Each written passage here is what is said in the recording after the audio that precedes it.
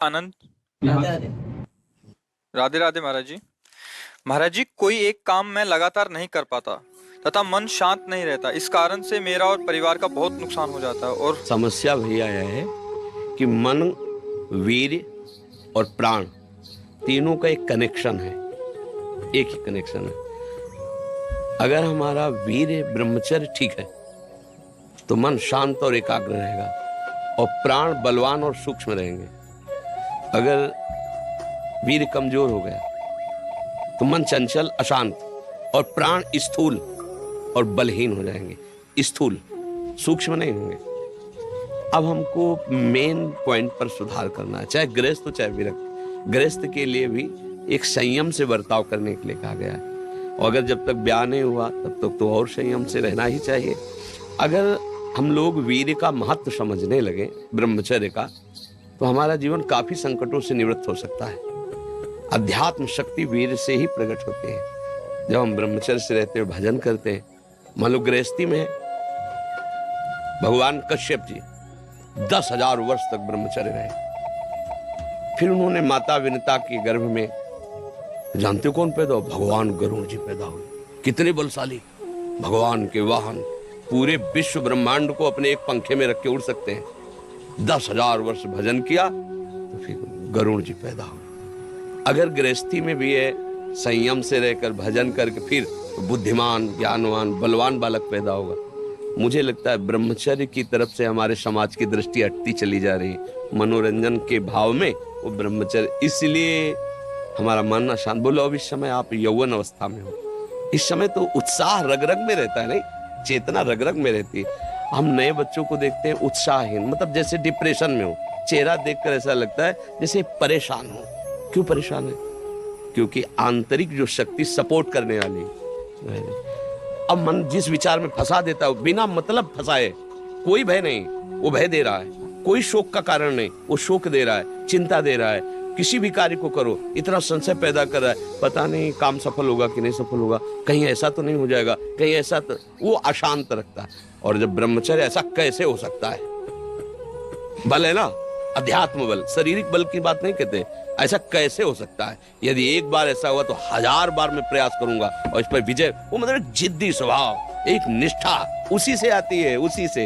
ये जो संत महात्मा बड़े बड़े कष्टों को रौंद करके, वो मेन पावर है। और हम लोग उससे, प्राण हमारे स्थूल हो गए, वासनात्मक, मन हमारा चंचल अशांत हो गया। क्यों? क्योंकि हमारा ब्रह्मचर्य ठीक नहीं है। अब उस पर किसी की दृष्टि नहीं जाती। अब ब्रह्मचर्य कैसे ठीक हो? हमारा संग ठीक नहीं, हमारा भोजन ठीक नहीं, हमारा दृश्य ठीक नहीं, हमारा श्रवण ठीक नहीं, गंदी बातें देखें, गंदी बातें सुने, गंदा विचार आए, गंदी क्रियाएं करें, फिर ब्रह्मचर्य कैसे रहा जा सकता है? अगर सुधार करो तो अभी बहुत बढ़िया समय है, कोई ज्यादा अवस्था तो हो नहीं गई।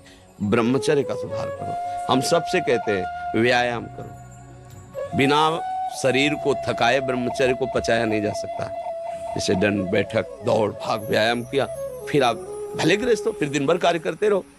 30 मिनट तो पूरे शरीर को ऐसा व्यायाम में रखो पसीना पसीना हो जाए। अब 8-10 बजे तक सो रहे तो व्यायाम कब करें? 4 बजे उठ के नहा धो करके घंटा आध घंटा दंड बैठक मारे तो आप देखो आपका जीवन प्रकाशित होने लगे। ये नहीं कहते कि बाबा जीवन, गृहस्थी में भी, गृहस्थी जीवन कोई साधारण इतना बड़ा बोझा लाद के चलना है परिवार का। शरीर स्वस्थ नहीं, विचार ठीक नहीं तो क्या है? अभी कुछ दिनों ऐसे अगर आचरण ढीले रहे तो शरीर ऐसे भयानक कमजोरी से युक्त हो जाएगा कि आपको सब कहेंगे प्रमादी पड़ा रहता है, कुछ करता नहीं। इसलिए संभल जाओ। ब्रह्मचर्य ही परम तप है, ब्रह्मचर्य ही परम धन है, ब्रह्मचर्य परम एकाग्रता है। एकाग्रता ब्रह्मचर्य से आती है। आंख मूंदो या खुली रखो, अगर ब्रह्मचर्य ठीक, एक शीतलता, एक गंभीरता, और जिधर दृष्टि लगा उधर एकदम चिपक जाएगी जाके। जैसे भजन में, नाम में, एक, या आप संसारिक कार्य में बहुत अच्छा कार्य करोगे। अगर आपका ब्रह्मचर्य ठीक ना तो जिधर बहुत अच्छा कार्य करोगे। तो शरीर में दम ही नहीं है। यंत्र का जमाना हो गया है। पहले खेती जोतते थे ना किसान, एक फार वाला होता था और पूरे खेत को उसी से जोतला है। बलवान होते थे, 2 लीटर मठा और 8 रोटी पाए, बैल की जैसी ताकत। अगर बैल को नाथ पकड़ के रोक ले तो वो वहीं खड़ा हो जाए। और आज अब ट्रैक्टर से जोती है, कोई मेहनत तो लग रही है। तो ये शरीर का हम लोग बहुत बुरी तरह से पतन कर रहे हैं। बड़ा कीमती शरीर है, हाँ, इसमें बहुत चेतना की आवश्यकता है। संसार में रहते हुए भगवान का सत्य का मार्ग चयन करके हमें भगवत प्राप्ति करनी। अरे कम से कम जितनी ऊंचाई पे आ गए उससे नीचे तो न जाए, सुअर कुत्ता तो न बनना पड़े। मनुष्य बन गए हैं तो ऊंचे चढ़े कि नीचे गिरे, पर यह ध्यान नहीं रहता। हम काम करने लगते हैं वही जहां नीचे गिरना है। अब दूसरे जीवों का मांस खाना, शराब पीना, जुआ खेलना, व्यभिचार ये कहाँ ले जाएगा, एकदम नष्ट कर देगा। तो जवान बच्चे हो, सावधान रहो, खान पान ठीक रखो, सावधानी पूर्वक चलो, ठीक है।